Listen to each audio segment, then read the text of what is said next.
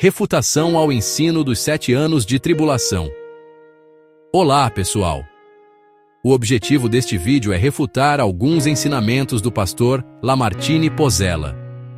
Quero deixar claro, desde o início, que tenho o maior respeito por ele e por sua fé.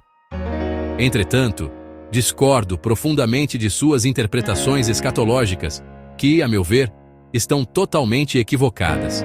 O principal erro do pastor Lamartine é basear toda a sua doutrina sobre o período de tribulação em apenas um único verso das Escrituras, Daniel 9:27. A partir dele, ele conclui que haverá um tratado de paz de 7 anos firmado pelo Anticristo, um intervalo de tempo entre a penúltima e a última semana, a reconstrução de um terceiro templo em Jerusalém, e um período de 7 anos de tribulação antes da segunda vinda de Cristo, entre outras. Mas, será que essa interpretação realmente se sustenta? Em Daniel 9:27 diz assim: "E ele firmará aliança com muitos por 1 semana, e na metade da semana fará cessar o sacrifício e a oblação, e sobre a asa das abominações virá o assolador, e isso até a consumação. E o que está determinado será derramado sobre o assolador."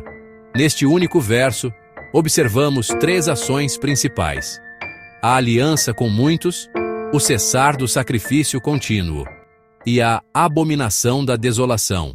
Lamartine afirma que o ele mencionado é o anticristo, responsável por executar essas 3 ações. Mas o texto realmente ensina isso? Os termos sacrifício contínuo e abominação da desolação aparecem em 4 passagens do livro de Daniel. Capítulos 8, 11, 12, 9, 27, 11, 31 e 12, 11. Nelas, o autor usa 2 verbos diferentes para descrever a interrupção do sacrifício: cessar e tirar. Embora pareçam sinônimos, não são. Qual seria o propósito do profeta em usar 2 palavras diferentes para descrever a mesma situação? Ou não seria a mesma situação? Vamos tentar desenrolar isso. Cessar, Shabbat, significa descansar, encerrar algo de forma legítima. É o mesmo termo usado quando Deus descansou após a criação. Tirar, Rum ou Sur, significa remover a força, usurpar, afastar de modo indevido. Esses verbos revelam 2 agentes em oposição.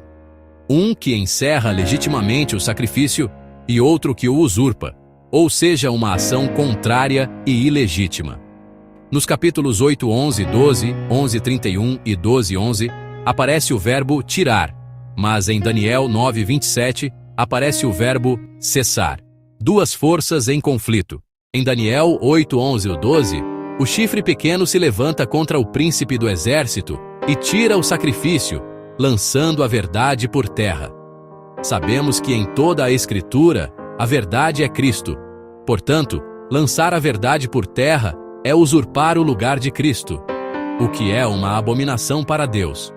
Em Daniel 11:31 lemos: "Braços serão colocados sobre ele, que profanarão o santuário e a fortaleza, e tirarão o sacrifício contínuo, estabelecendo a abominação desoladora."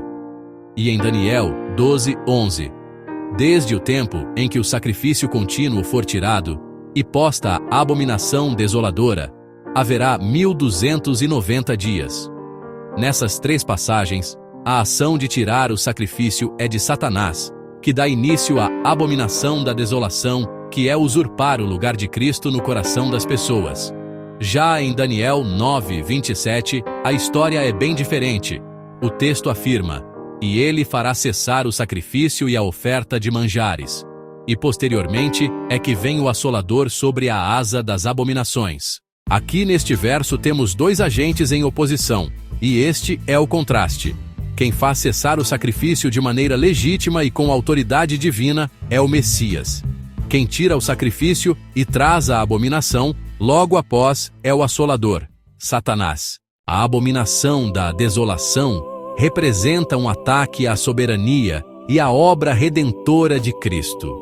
Satanás procura usurpar o lugar de Cristo no coração humano e, para isso, engana. Foi por meio dos sacerdotes judeus que rejeitaram o Messias que o inimigo lançou a verdade por terra, mantendo rituais que Cristo já havia abolido. Eles substituíram o sangue de Cristo pelo sangue de animais, perpetuando um sistema que se encerrou na cruz. No Éden, foi a rebelião contra Deus. Agora é a rebelião contra Cristo. Desde então, a humanidade vive diante de uma escolha constante: aceitar a verdade ou a mentira, a vida ou a morte, a graça ou a rebelião. O erro da doutrina dos 7 anos. A chamada doutrina dos 7 anos de tribulação não encontra sustentação bíblica. Ela se baseia apenas em Daniel 9:27, interpretado fora do seu contexto literário, histórico e teológico. Nos versos 9:24 e 9:25, o anjo Gabriel deixa bem claro o propósito das 70 semanas: a reconstrução da cidade e do templo, e o cessar da transgressão, que remonta à rebelião de Adão no Éden, algo cumprido na cruz por Cristo. O cessar a transgressão em Daniel 9:24 é também o cessar a necessidade do sacrifício contínuo em Daniel 9:27, pois este sacrifício só existia por causa da transgressão cometida contra Deus lá no Éden. Esses eram os 2 objetivos da profecia, e o último, cessar a transgressão, foi plenamente cumprido no final das 70 semanas pelo Messias, o príncipe. Como o anjo declarou em Daniel 9:24, 70 semanas estão determinadas para cessar a transgressão. O verdadeiro sentido de tribulação. Outro ponto ignorado por muitos intérpretes é o sentido original da palavra tribulação. Ela vem do latim tribulum, uma ferramenta usada para separar o joio do trigo. Com o tempo, o termo passou a ser associado a sofrimentos e perseguições, mas seu significado original é separação. Essa separação começou na cruz, quando o sangue de Cristo passou a distinguir o justo do ímpio, o trigo do joio. Portanto, a tribulação já começou. Não é um evento futuro de 7 anos, mas uma realidade espiritual contínua desde a cruz. Separação significa santificação, e é o que o sangue de Cristo tem feito a todos aqueles que o aceitam desde então. Conclusão. Tudo isso demonstra o perigo de interpretar as Escrituras fora de seu contexto. A doutrina dos 7 anos de tribulação carece de base bíblica sólida e resulta de más interpretações do texto profético de Daniel. A verdade é simples: Cristo já cumpriu o propósito das 70 semanas, já fez cessar o sacrifício e já iniciou a verdadeira separação, a tribulação espiritual, que perdura até hoje.